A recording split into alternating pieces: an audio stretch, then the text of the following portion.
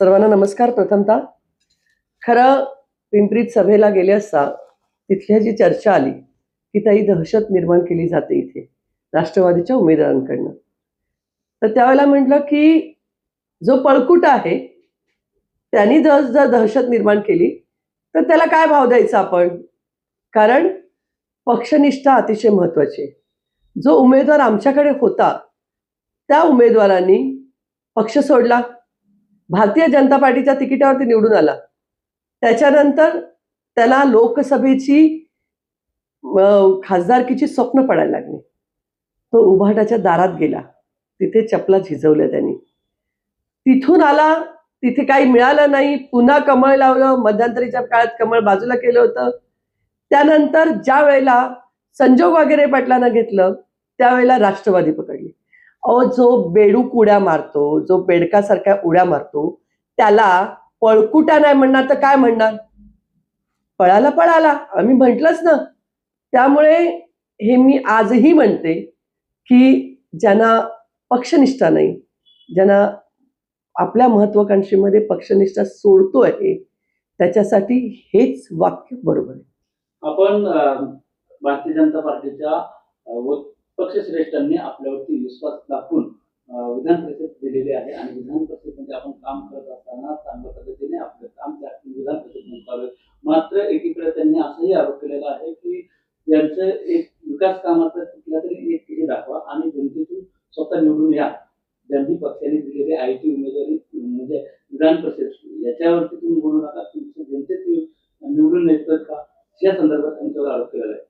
अहो, मी जनतेत 10 वर्ष निवडून आली, 2दा निवडून आली. मी 10 वर्ष नगरसेविका होते, विरोधी पक्ष नेता होते. मी 1997 पासून भारतीय जनता पार्टीची होते. माझ्या रस्त्यामध्ये सुद्धा खूप अडथळे आले, परंतु मी आजपर्यंत आपला पक्ष सोडला नाही. मी पक्षनिष्ठा ठेवली. मी सतत पक्षाच्या कामात होते.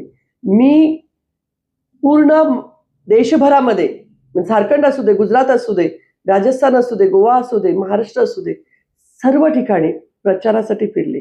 दिल्लीत फिरले, गोव्यात फिरले. मी पक्षनिष्ठा दाखवली आणि ही पक्षनिष्ठा मी सतत आतापर्यंत ठेवली. आणि ही माझी पक्षनिष्ठा असल्या कारणाने एकनिष्ठ भारतीय जनता पार्टीची कार्यकर्ती, पक्षासाठी आपलं घरदार सोडून जाणारी कार्यकर्ती म्हणून विधान परिषद दिली गेली. अहो, तुम्हाला काय कल्पना याची? तुम्हाला काय कळणार आहे ह्या गोष्टी? एकनिष्ठता काय असते हे तुम्हाला माहित आहे का? आणि विधान परिषद ऐऱ्या गऱ्याला दिली जात नाही, ती दिली जाते एकनिष्ठ माणसाला. तुमच्याकडे एकनिष्ठा कुठे आहे? फक्त दादागिरी करणं, दाखवणं. अहो, जनता तुम्हाला आता दाखवणार आहे काय दादागिरी करतात ते. त्यामुळे महत्वाकांक्षा असणं ठीक आहे, पण एकनिष्ठ असणं महत्वाचं आहे. भारतीय जनता पार्टीची कार्यकर्ता मी 97 पासून आहे आणि आजही आहे. आणि पक्ष विचार करेल माझ्यासाठी काय करायचं. तुमच्यासारखं आहे का की दुसऱ्यांनी केलेलं काम आपण दाखवायचं आणि त्याच्यावरती शिक्का मारायचा, मी हे केलं, मी ते केलं, मी ते केलं. काय केलं तुम्ही? माननीय दिवंगत लक्ष्मणभाऊ जगताप यांच्या माध्यमातून जे कार्य झाले ना, ते स्वतःच्या नावावरती खपवण्याचा प्रयत्न करू नका. जनताच तुम्हाला याचं उत्तर देईल. येणाऱ्या काळामध्ये ताई भारतीय जनता पार्टी आणि राष्ट्रवादी काँग्रेस पक्ष क्रमांक 21ला लढतीला जात असताना काय विश्वास दर्पण वाटतं? काय वाटतं तुम्हाला? मला विश्वास आहे की महाराष्ट्राचे आपले माननीय मुख्यमंत्री देवेंद्रजी फडणवीस यांनी जी विकासाची गंगा महाराष्ट्रात आणली आहे, जे माननीय नरेंद्रभाई मोदी यांनी जी विकासाची गंगा आणलेली आहे आणि ह्या दोघांच्यामुळे जो विकास होतो आहे, त्यामुळे मला विश्वास आहे की प्रभाग क्रमांक 21 मधील सर्व आमचे उमेदवार कमळ या चिन्हावरती निवडून येतील. एकीकडे प्रभाग क्रमांक 21 मध्ये कोणी दादागिरी करून पाहते का काय?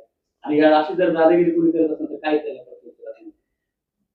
आमच्यापेक्षा मतदारच त्यांना प्रत्युत्तर देतील.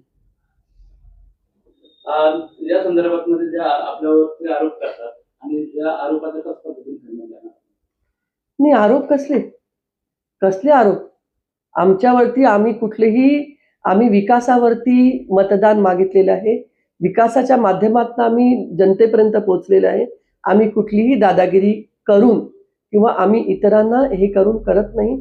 तर ही विकासाची गंगा आहे आणि विकासावरतीच भारतीय जनता पार्टी बहुमताने या शहरात सुद्धा निवडून येते. शहरामध्ये ठिकठिकाणी आपल्या ज्या आमदार निधीतून कामं झाले ते काही जोड लागलेली पाहायला मिळत आहेत. परंतु तरी देखील अशा पद्धतीने एखाद्या माजी नगरसेवक तुमच्यावर आरोप करतो की त्यांनी विकास काम एकतर दाखवून मी कामं केलेले मी दाखवतो त्यात लोक असा होता. अहो, हे दुसऱ्यांची कामं लाटण्याचा प्रयत्न करतात. आम्ही मी केलं करायला जात नाही. त्यांनी यावं, बघावं. रस्ते असतील, शाळांची कामं असतील, आम्ही बिना इंग्लिश स्कूल जी आम्ही विचार करत नाही, पक्ष किंवा जाती, धर्म असा विचार करत नाही. बिना इंग्लिश स्कूल ही मुसलमानांची. तरीही त्यांच्याकडे प्रयोगशाळा करणं, त्यांच्याकडे काम करणं. गोदावरी शाळा ही हिंदी माध्यमात नाही. त्यांच्याकडे प्रयोगशाळा करणं, त्यांच्याकडे लॅपटॉप कॉम्प्युटर देणं, ज्ञान प्रबोधिनी शाळेमध्ये काम करणं, रस्ते करणं, त्याचप्रमाणे साईटपट्ट्या करणं, जनतेची कामं.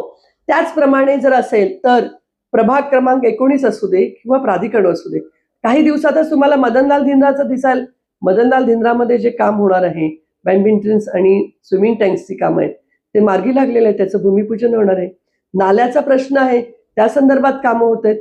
त्यामुळे ही सर्व कामं ही पक्ष संघटनेच्या माध्यमातून करत आहे. त्याचप्रमाणे फक्त हेच नाही तर देवधर्माचं सुद्धा आहे. निगडी खंडोबा मंदिर असेल त्याला 1 CR आपण माझ्या माध्यमातून दिले गेलेले आहेत. तसंच आपलं आकुर्डी खंडोबा मंदिर आहे, तिकडे 1 CR मी दिलेले आहेत, माझ्या माध्यमातून दिलेले आहेत. आज सांगावं लोकांनी की इतर लोकांनी कधी दिलेले आहेत का? हा निधी मी आमदार झाल्यानंतर दिलेले आहेत. माझे जे कार्यकर्ते आहेत त्या कार्यकर्त्यांना सुद्धा मी आजपर्यंत माझा जो निधी पक्षश्रेष्ठींनी मला दिलाय तो कार्यकर्त्यांच्या मुलांना त्यांच्या कामासाठी देत आहे. हे संघटनेचं काम आहे. कारण संघटनेने मला विश्वास करून आमदारकी दिली, ती आमदारकी माझ्या कार्यकर्त्यांसाठी मी वापरते. या शहरामध्ये पहिल्यांदाच असं घडलेलं आहे की स्पोर्ट्सच्या माध्यमातून माननीय नरेंद्रभाई मोदींच्या माध्यमातून इथे आपण स्पर्धात्मक कार्यक्रम घेतले गेले होते. त्यामध्ये पिंपरीच्या ह्या टोकापर्यंत त्या टोकापर्यंत स्पर्धात्मक कार्यक्रम घेतले गेले. त्याच्यामध्ये 5,000च्या जास्त इथे स्पोर्ट्समधली मुलं आलेली आहेत आणि ते सुद्धा प्रत्येक संघटनेच्या कार्यकर्त्याला निधी देऊन त्याला वर आणण्याचा प्रयत्न केलेला आहे. संघटना वाढवण्याचा प्रयत्न केलेला आहे. कार्यकर्त्याशी मी भक्कमपणे राहिलेली आहे. आपण जे आहात ना, त्यांनी कार्यकर्त्यांच्या समोर पैशाची दादागिरी दाखवली, हे विसरू नका.